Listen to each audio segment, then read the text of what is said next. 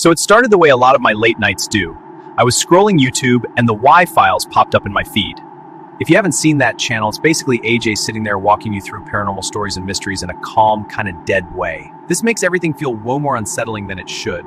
The episode was called What's at the Bottom of Mel's Hole, and I watched it. 2 hours later, I was still down the rabbit hole, or I guess, Mel's hole. Here is the basic story of what Mel Waters claimed. In 1997, a guy named Mel Waters called into Coast to Coast AM, which was a late-night paranormal radio show hosted by Art Bell. Mel had a claim. On his property out near Ellensburg, Washington, there was a hole in the ground. A big one. And not just big.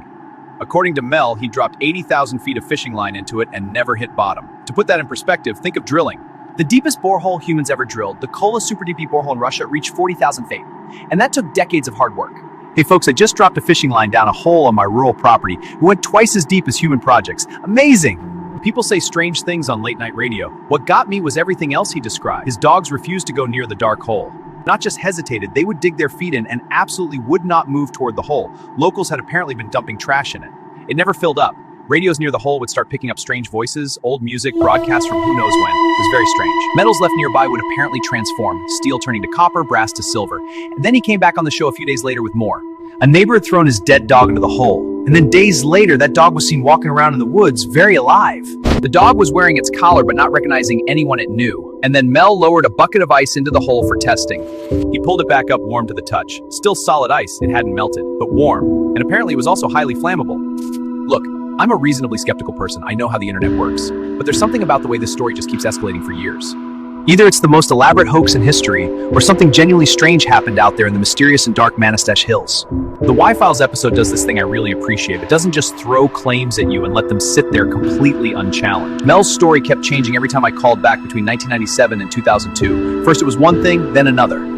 Each time, the hole did something new and weirder. The government got involved. They seized the land and gave me a deal to leave. They apparently sent him to Australia or somewhere. After that, he disappeared. No more calls, nothing. This part gives me pause when considering the story. Nobody could find Mel Waters in the records. No property records in Kittitas County.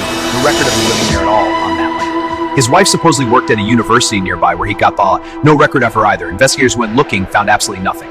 30 people organized a search in 2002 and found nothing. So either Mel Waters was a complete fabrication or a guy who just lied about everything. He made up a detailed paranormal story, or something happened out there that someone very much did not want documented for the public records. Geologists are pretty firm on this is impossible something. A Washington State geologist named Jack Powell said a hole that deep would definitely collapse. The pressure would be too much. The Earth's crust isn't thick enough to contain what Mel was describing. Physically and structurally, it cannot exist. But if this was just a bored guy making stuff up for fun, why did the story stay this consistent over 5 long years? Why did other locals start coming forward with their own vague accounts of something strange? Why invent a government relocation to Australia for himself? The Y-Files doesn't tell you what to believe. AJ presents everything and then kind of leaves you sitting there with it in silence.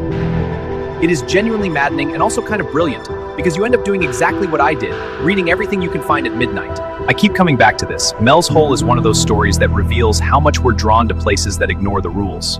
These are places that sit outside of what we think we understand. The idea of a hole that brings the dead back is very powerful.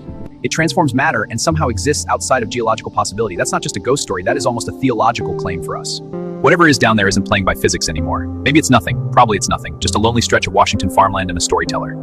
A man called Art Bell one night and decided to see how far he could push it. But I keep thinking about those dogs. Animals don't perform for radio audiences. They know when something is wrong and they act to the truth.